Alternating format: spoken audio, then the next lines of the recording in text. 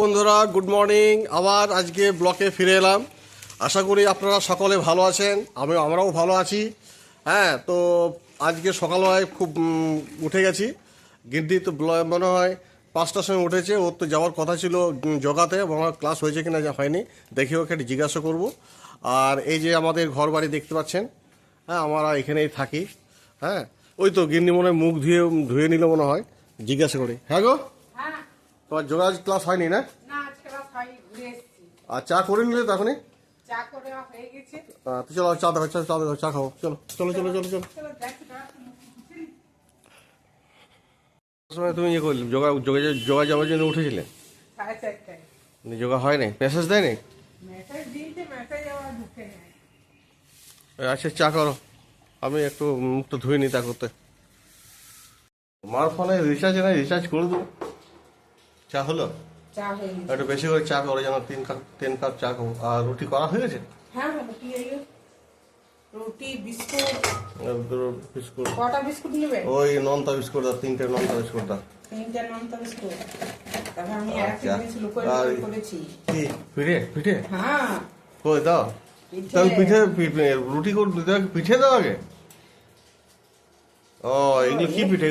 এগুলো পিছল পিঠা বলে আর বড় পিঠা বলে। আরে বাবা, তাহলে তো রুটির সঙ্গে পিঠে দিকে একদম মারাত্মক ব্যাপার। হ্যাঁ, এটা মারাত্মক ব্যাপার। তো আমি কল্পনা করতে পারিনি যে তুমি আজকে পিঠে করেছো। বাহ, এই পিঠেটা করলে কি করে? প্রথমে চালগুলো গরম জল উঠতে দিয়েছিলাম। গরম জলে ফুটছিল, ফুটতে ফুটতে একটু নুন দিয়ে দিলাম, নিয়ে গরম জলে গুড়ি গেলা মাখালাম, নিয়ে মাখিয়ে করে তারপরে ছেলে তারপরে পিঠে তৈরি।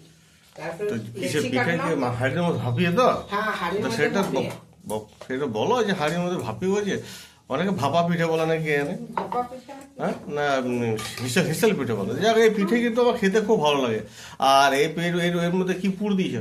নারকেল, ও দুধের সরে চাছি দেওয়া আছে, আর নারকেল পুর দেওয়া আছে নাকি? দুরকমই করেছো। বাহ, খুব ভালো জিনিস। সকাল সকাল আমার কপালটা খুব ভালো। হ্যাঁ, খার মুখ থেকে উঠলাম, খার মুখ থেকে উঠলাম। আমি সত্যি বলছি, আমরা মায়ের থেকে যেদিন ফিরি সেদিন তো পিঠে পরব ছিল। তোমাকে বলে যে পিঠে করবো, তুমি করোই নাই। তারপর দেখছি হঠাৎ আজকে তুমি পিঠে করেছো, আশ্চর্য জিনিস। আজকে তো চা দিয়ে ভালোই খাওয়া যাবে। পরে করবে না? অল্প অল্প করেছো? এখন অল্প অল্প করেছি খাবার জন্য, আমি আবার করবো পরে। আচ্ছা, ভেরি গুড, থ্যাংক ইউ তোমাকে, খুব থ্যাংক ইউ। বাবারে আজকে দারুণ যা চলবে, মানে কপ কপ কপ কপ করে খাবো।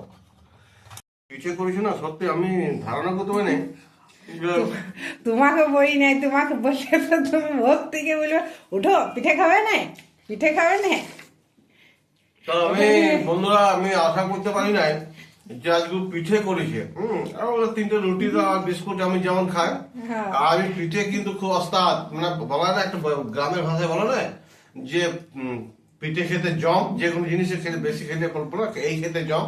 তো আমি পিঠে খেতে খুব ওস্তাদ। পিঠা করছে আমাকে সারপ্রাইজ করে দিয়েছে, খুব অবাক হয়ে গেলাম। তবে আমার যেটা প্রিয় হয়েছে না, ওই যে তাওয়া পিঠে কি বলে, সরু চিকলি পিঠে, এগুলো সব রকম বেটার। আর এগুলো এই যে পুরো নারকেল দিয়ে পুর ভরা আছে, কিছু চাচি দিয়ে ভোর করা আছে, খেতে কিন্তু দারুণ লাগছে।